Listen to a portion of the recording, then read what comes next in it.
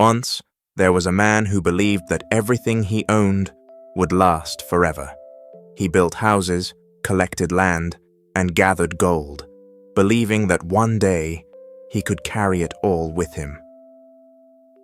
But one evening, an old monk looked at him, smiled, and said softly, "My son, a man who holds on to something that is his own must one day leave it all." The man laughed. "Leave it all? Never. I worked too hard for this." He didn't know that a quiet lesson was already on its way. That night, he dreamed. He was walking through a long, endless hallway, the walls made of gold and light. At the end stood a door with his own name carved upon it.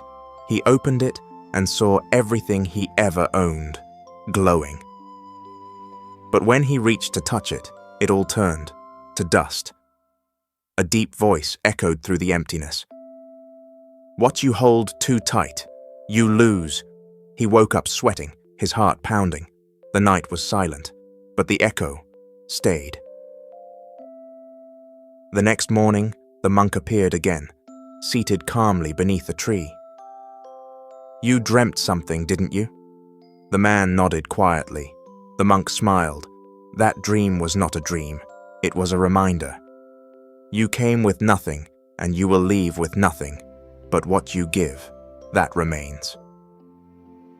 The man wanted to understand, but fear whispered inside him. "If I give, I'll lose. If I keep, I'll be safe." He didn't yet realize that keeping was already a kind of losing. One day, the river near his land overflowed. Within minutes, the water swallowed his fields, his animals, even his hidden gold. He ran into the flood, shouting, "This is mine! I can't lose it!" But the water didn't listen. It carried everything away. When the storm passed, the monk appeared once more, calm, untouched. "Now you understand. Nature teaches faster than words."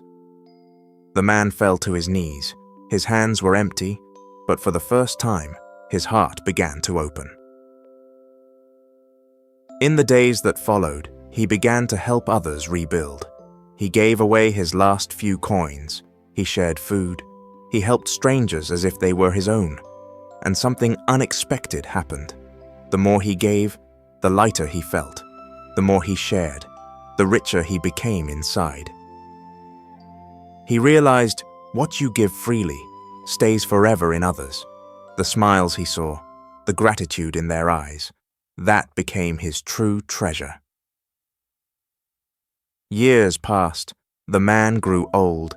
He sat beneath the same tree where the monk once spoke to him. The sun began to set, painting the sky with gold, the same color of all he once tried to own. He whispered, "I finally understand. Everything that was mine was never really mine." The wind turned gentle. The air shimmered. He saw the monk once again, smiling peacefully. "Now, you can go freely. You are ready." He closed his eyes, and the wind carried his final breath, like a soft whisper across the fields. The villagers later built a small shrine near that tree, not for the man's wealth, but for his transformation. On the stone, they carved his final words, "One day, we all leave what we hold dear.